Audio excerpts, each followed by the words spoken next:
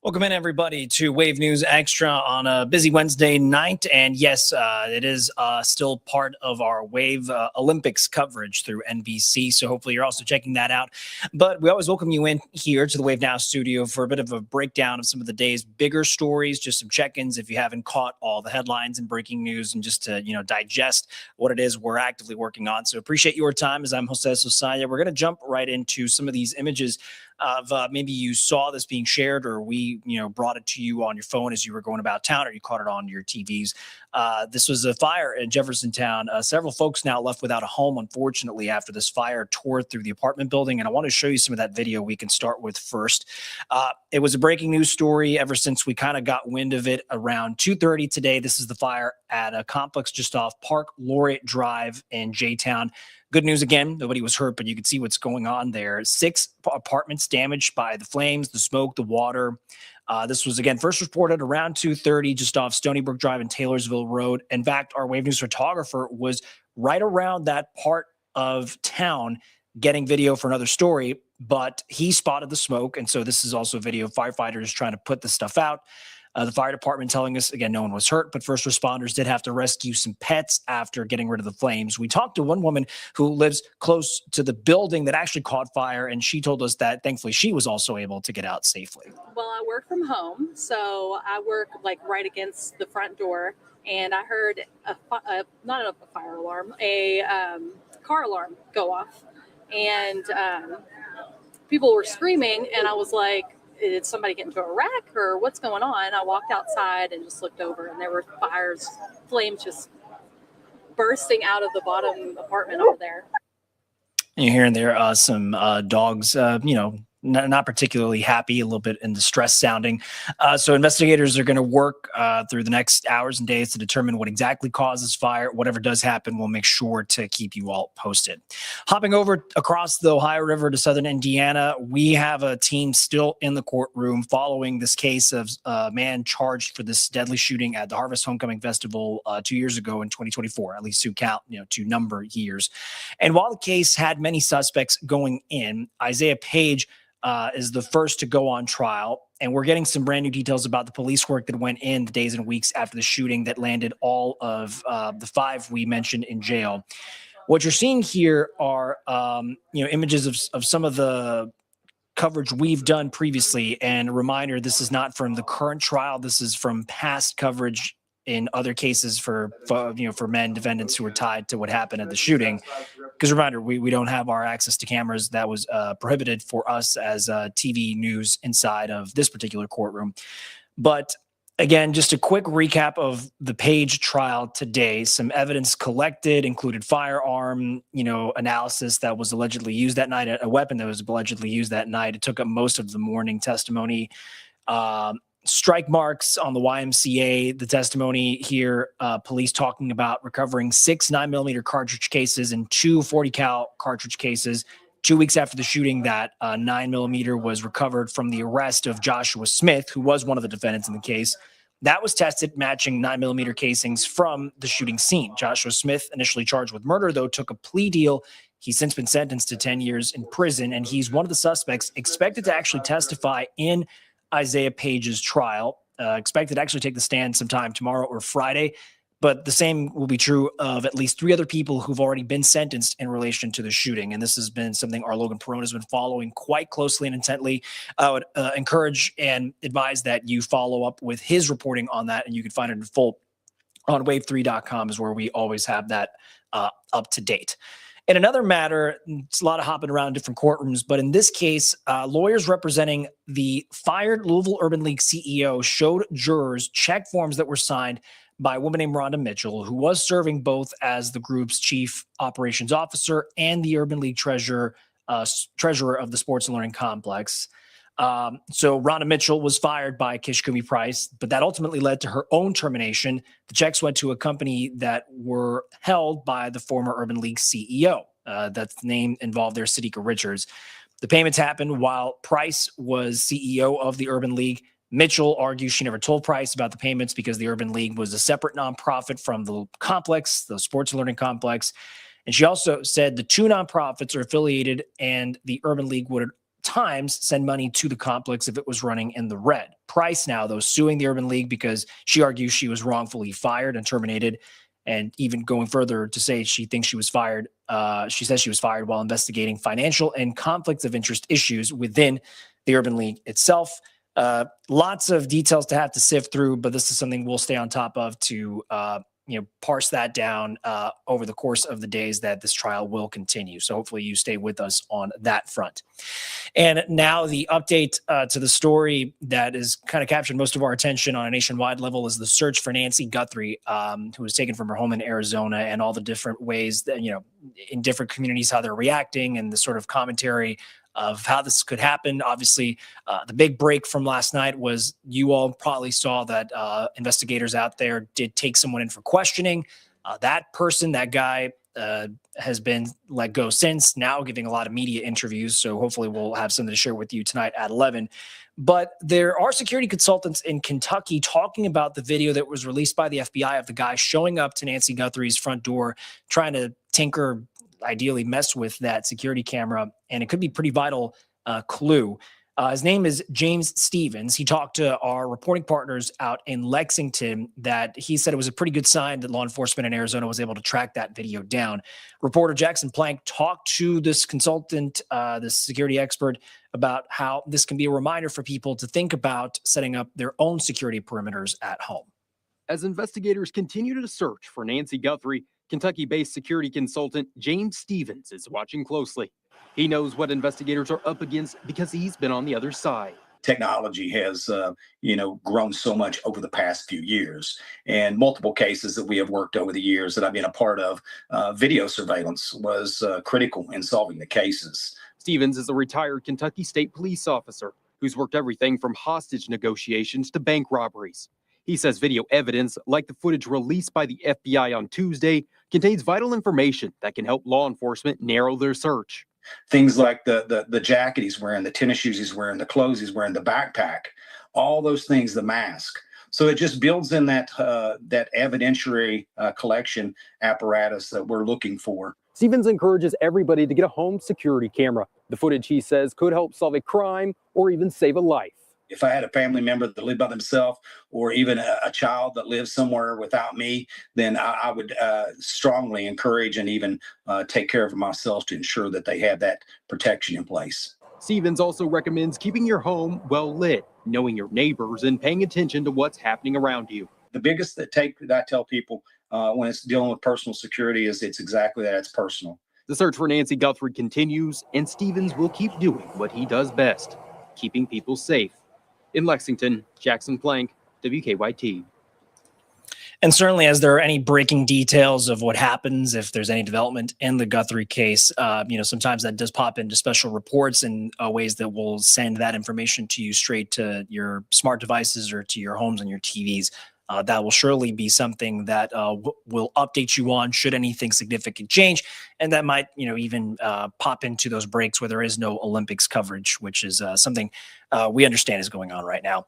Speaking of Olympics, we're going to talk about some of the key highlights I want to share with you, things we've been following throughout the day. Maybe, as you're cheering on for Team USA, we're going to talk about that on the other side of the break here on Wave News Extra. So don't go anywhere. We'll be right back.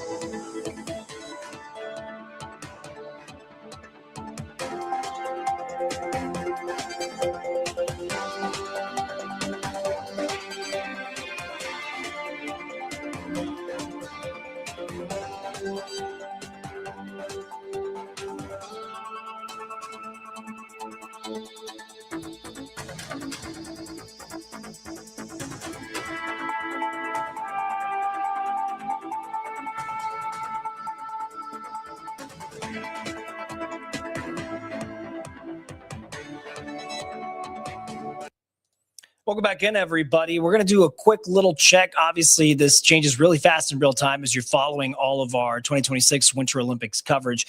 But we wanted to just offer some of the things to look forward to, perhaps as you start your day tomorrow. With that, we might let you know about speed skating, for example. Team USA's women's short track speed skating squad getting the practice time in here. They're actually prepared for a pretty busy schedule that started this morning. They've got some preliminary qualifying heats Tuesday, but the focus is going to be tomorrow, Thursday. They're the 500 meters races. The women are going to hope to head into the quarterfinals, get out of that, go to the semifinals. The dream scenario is to finish the night competing for gold. Two names to look for, actually, if you're wanting to get into speed skating on the women's side for Team USA, are Kristen Santos-Griswold and Julie Itai. Some pretty excellent athletes to follow in that regard. On the men's side, you probably are catching glimpses of some of the highlights, and we're only restricted to play you so much, but you can go find that for yourself. Successful record-breaking run for American phenom Jordan Stolz, 21 years old. His first event this year at the events in Milan and Cortina, already getting the gold in the men's 1,000-meter run, an Olympic record time, by the way, too, of 1 minute, 6.28 seconds. With already then the largest margin of victory in this event since 1984. And here is our winner, some sound from gold medalist Jordan Stolz. Well, I'm just happy to be able to win one gold medal. I hope I can win maybe more if I have some really good races. But at the end of everything, like just being able to win one is huge. And I thought it was one of my best 1,000 meters that I've skated. And he doesn't have much more to prepare for over the course of these speed skating events. Quick update here, since what we're showing you is the clinic where they would have taken USA skiing legend Lindsey Vonn to get treated. And today, earlier, she confirmed she did have a, quote, successful third surgery on her broken left leg after she had her downhill crash this week. Vonn even posting an update on her Instagram that had photos of her giving a thumbs up in her hospital bed with a metal frame attached to her leg. The 41-year-old did crash a few seconds into her race on Sunday, and she was airlifted off the course by helicopter. A reminder, too, by the way, you can catch all of our Olympics updates and action on Wave, on Peacock with the streaming there. We're also going to continue our Beyond the Medals celebrations, bringing in those local ties to all this Olympic excitement. Hope you join us as we continue this pretty cool series. All right, we're going to switch to this case that might have also been getting your attention. The Jeffersonville police, had to respond to this phone call, and then they got involved when one of their own was hurt. And so we'll tee it up this way. Her behavior that was concerning, and her determination to flee and escape without any kind of regard for anyone else as to how she got away. So this is about the arrest that took a wild turn in Jeffersonville. A woman stole a police cruiser still in handcuffs, then drove over an officer trying to escape. But police finally got 41-year-old Jasmine Shekels in custody, not before a chase that went into Kentucky, then back into Indiana. I want to show you some more of this. Jeffersonville police still investigating exactly how she got control of the cruiser, but it all started when a woman called police saying that Shekels punched her and then stole her phone. Police found the suspect, got her in handcuffs, but she still managed to steal the cruiser, hit an officer, lead police on a chase that went into Louisville. Shekels faces several charges, including robbery, battery with a deadly weapon, escape. To be more specific, once she got behind the wheel of the cruiser, she drove toward the officer who had to dive out of the way. His foot still got run over. That was Captain Samuel Moss with Jeffersonville Police, who talked to reporters today. and saying that his agency does plan on releasing the body camera video of what happened to him fairly soon. There's some details that we'll be able to provide later, kind of, once we release the video, and you can kind of really see for yourself the behavior that was exhibited by Ms. Shekels. I think once you see it, you'll understand the magnitude of just how dangerous it could have been. Now, there's a probable cause affidavit stating officers knew Shekels from previous encounters where people in the community described her as, quote, violent and unpredictable. And Moss even saying that will give a better idea of how the ultimate confrontation did ultimately play out.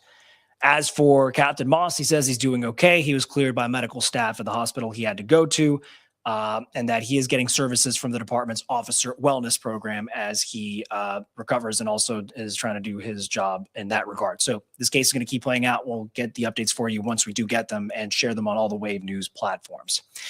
In this next story, it's a bit of more of the fallout ever since this decision. In fact, the state's top prosecutor serving Jefferson County here in Louisville says her office agreed with the jury's original decision to have a violent offender go to prison for 65 years. The judge in that case rejected the jury's recommendation, cut it down by half, essentially down to 30 and 35 years.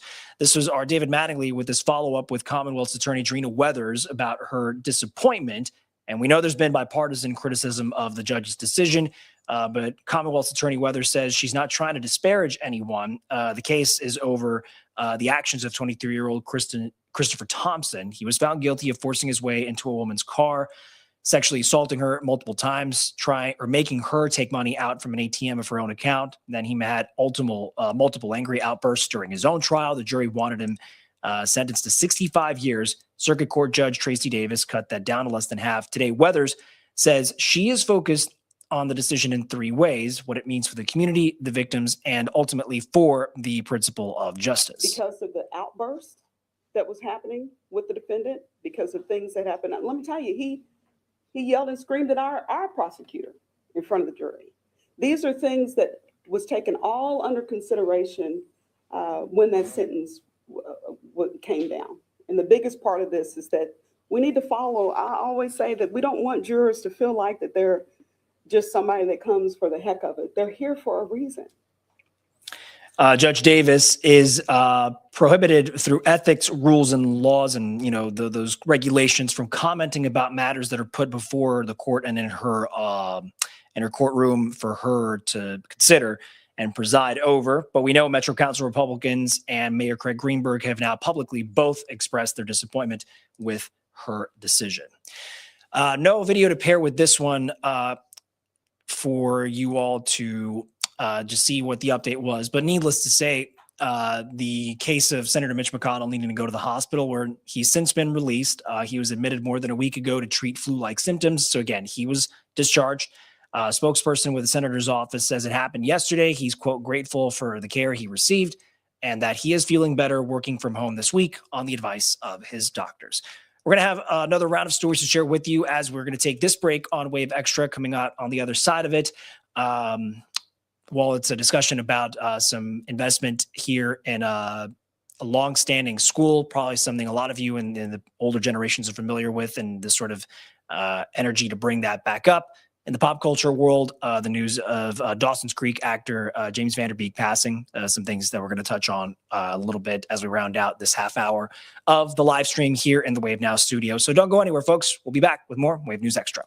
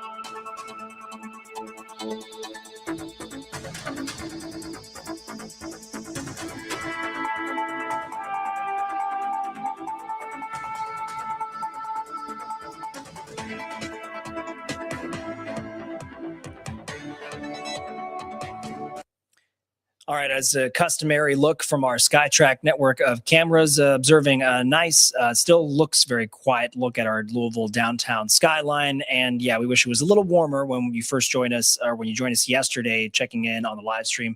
It seemed a lot nicer, talking about low 60s. Just could not quite keep that momentum. We're back in the low 40s. Want to remind you that the storm tracking team works hard to let you know how to prepare and what's coming our way, short, mid, and long term. Chief Meteorologist Kevin Harnett is going to have that look ahead as we, now break out of the midpoint of this week, looking ahead to the 10-day forecast on Wave News at 11. Hope you join us then, as we'll also have some new original reporting from our team of journalists. It's going to be our Julie Richardson and our Meredith Lee getting those stories for you, as we also will go through the round of the primetime in Milan action you're probably catching for the Olympics. And another story we want to update you on this evening. We now know 5 people have actually been indicted by a federal grand jury. This is in the case of illegally selling Kentucky driver's licenses. I want to play some of the pictures here for you. The suspects in question, now the defendants, are Danita Wilson, Ariel Matthews, Robert Danger Correa, as well as Raul Telles Ojeda and Lázaro Castillo Rojas, accused of all selling these licenses illegally. And to put you in the scene of where this was going on, according to prosecutors, the Kentucky Transportation Cabinet says that all 5 of this group were allegedly selling these licenses for up to $1,500 apiece from people in the country legally, but they were not a U.S. citizen. So that was the distinction KYTC was making, that they did have their documentation, they just were not U.S. citizens in the allegations. The group is accused of telling anybody who was applying for the fake licenses the process would actually be sped up, and also they did not have to take a test. That's the allegation being made against these defendants. If convicted, each of the suspects could face 20 years in prison, and that's for each count of mail fraud conspiracy, and money laundering. They could also even get a max sentence of 15 years for each count of unlawfully producing these identification documents. And the story that has a lot of 90s pop culture and TV fans mourning this evening is the word that Dawson's Creek actor James Van Der Beek died at the age of 48. The actor had revealed about late 2024 that he was battling stage 3 colorectal cancer. The actor's family confirming what happened, that he did pass, that he died peacefully this morning. They are asking for privacy as far as going through the mourning process. Van Der Beek does leave behind a wife and 6 children. He made a surprise appearance in September at a Dawson's Creek reunion charity event in New York City. He previously dropped out of any further production because of his illness, and certainly his castmates and people that in those circles were trying to raise money to help cover a lot of his treatment. But again, Van Der Beek passing from this cancer at the age of 48. And there's some stories from our Wave News team that work different shifts over the course of a given day. We're going to give a shout out to our Tawana Andrew. This is part of a special 60 seconds of Black history, talking about these neighbors, these characters, tackling everything from civil rights to educational barriers, achieving incredible feats, and even places that are very significant. So Tawana is here to leave us a little tidbit about the history of the Western Library. This is 60. Okay.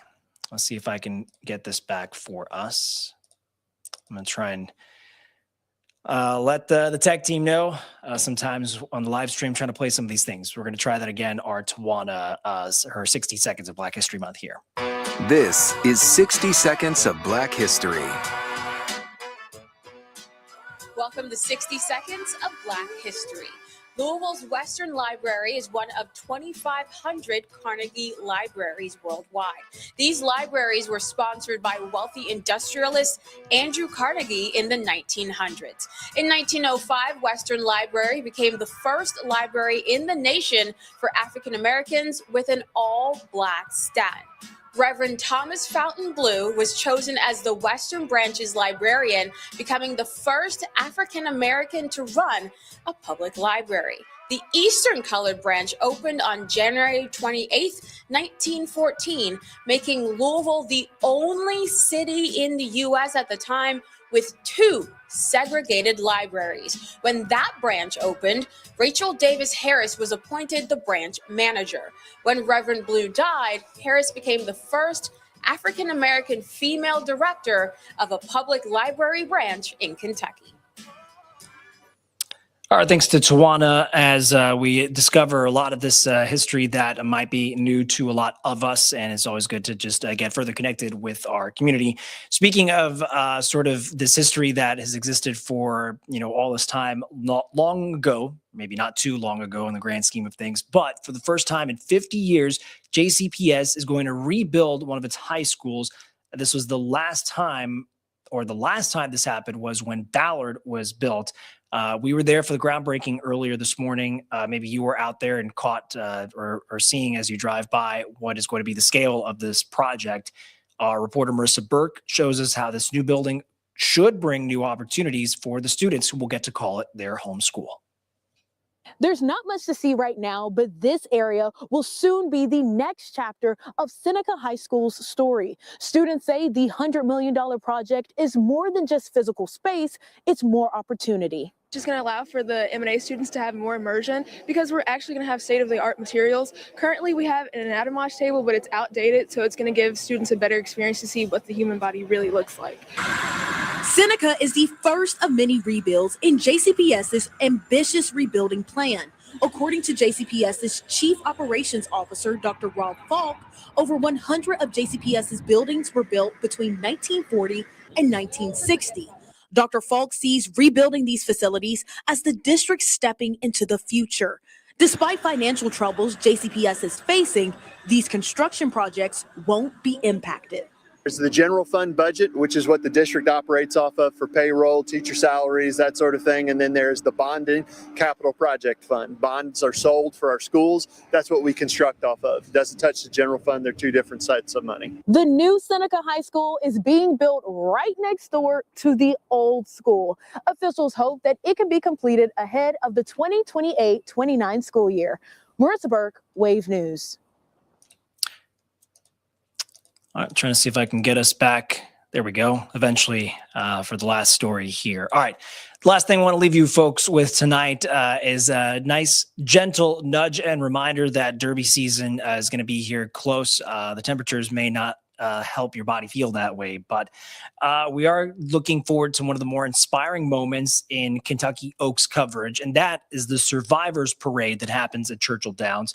And anyone who would like to join to celebrate their own story, you can apply to be a part of the crowd of parade special guests going on for this year. Yeah, the submissions to walk in the Survivors Parade are now open.